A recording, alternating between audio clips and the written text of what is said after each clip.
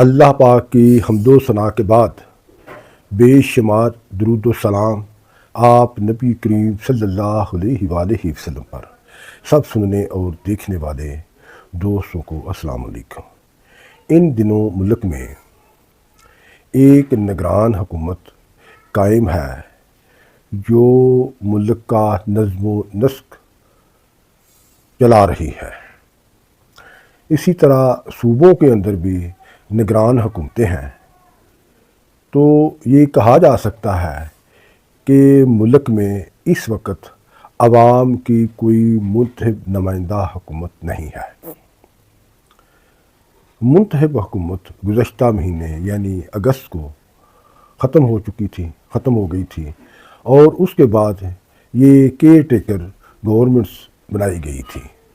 وفاق میں اور صوبوں میں ان نگران حکومتوں کا سنگل پوائنٹ ایجنڈا ہے، سنگل پوائنٹ مینڈیٹ ہے کہ یہ ملک میں عام انتخابات کرائیں اور اقتدار منتخب نمائندوں کو سونپ دیں۔ لیکن اس وقت جو ملک میں حالات و واقعات چل رہے ہیں اس سے جلد یا ان ٹائم عام انتخابات ہوتے ہوئے نظر نہیں آ رہے۔ اس کی کئی وجوہات ہیں۔ سب سے بڑی وجہ تو یہ ہے کہ ملک کے سیاسی اور معاشی حالات اب تر ترین ہو چکے ہیں۔ لوگوں کو مہنگائی نے بہت بری طرح جوڑ کر رکھ دیا ہے اور لوگوں کو الیکشن بھول چکے ہیں۔ اس وقت عوام کو الیکشن میں کوئی دلچسپی نظر نہیں آتی۔ اس کی وجہ یہ ہے کہ عام آدمی کو اپنے 2 وقت کی روٹی پوری کرنے کی فکر پڑی ہوئی ہے، بجلی کے بل ادا کرنے کی فکر پڑی ہوئی ہے، لیکن وہ اس کی پیش نہیں جا رہی، اس کے کوئی بس نہیں چل رہا، کیونکہ آمدن کم ہو چکی ہے، بجلی کے بل زیادہ ہو چکے ہیں، اخراجات زیادہ ہو چکے ہیں۔ تو اس حالات میں اگر الیکشن ہوتے ہیں، انتخابات ہوتے ہیں، تو جو مارکیٹ میں اویلیبل پروڈکٹ ہیں وہ یہی پرانے سیاستدان ہیں، پرانے حکمران ہیں جنہوں نے ملک کو اس حالت میں پہنچایا ہے۔ ان حالات میں پہنچانے والے، ملک کی معیشت کو تباہ کرنے والے یہی سیاستدان ہیں۔ اب اگر الیکشن بھی ہوتے ہیں تو یہی لوگ دوبارہ اقتدار میں آئیں گے، جبکہ ملک کے حالات اجازت نہیں دیتے۔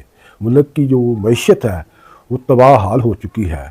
لوگ مطالبہ کرتے ہیں کہ بجلی کے بلوں میں ریلیف دیا جائے، بجلی کے ریٹ کم کیے جائیں، پٹرول کے نرخ کم کیے جائیں، مہنگائی پر قابو پایا جائے، لیکن ایسا ہوتا نظر نہیں آ رہا۔ کوئی اس طرف توجہ دینے پر تیار نہیں۔ اور ان حالات میں، ایسے حالات میں chief of the army staff حافظ سید عاصم منیر نے ایک بڑی پازیٹیو بات کی ہے کہ یہ جو ملک کے حالات ہیں، بدتر حالات ہیں، یہ اس کے ذمہ دار سیاستدان ہیں جو 75 سالوں میں حکمران چلے آ رہے ہیں، وہ اس چیز کے ذمہ دار ہیں۔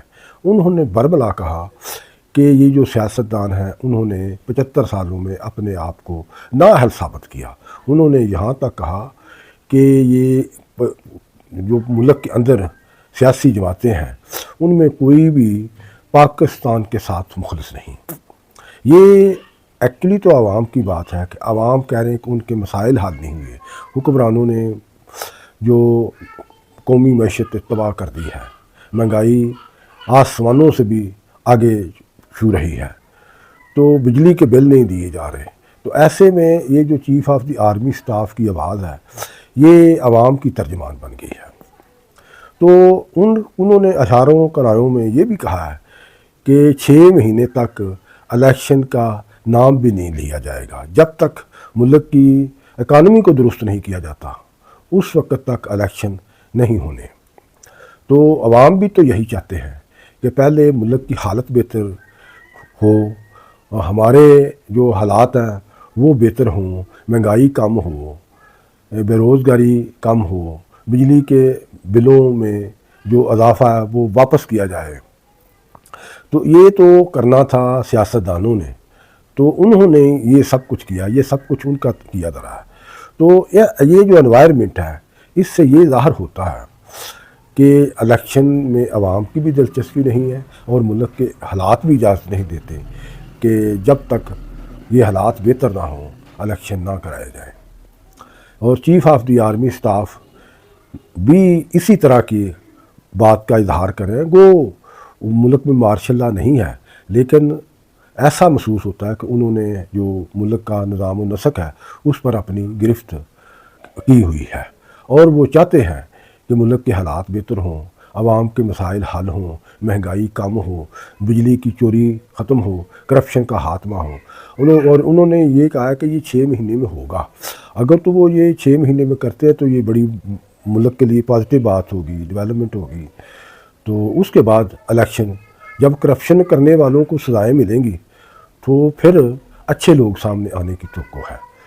تو جو میں انالیسس کر رہا ہوں، جو آپ کو بتا رہا ہوں کہ آپ نوٹ کر لیں کہ ملک میں جو مقررہ مدت ہے 90 ڈیز ہیں جو، اس میں الیکشن نہیں ہوں گے، یہ کنفرم بات ہے۔ پاکستان زندہ باد، پاک فوج زندہ باد۔ السلام علیکم۔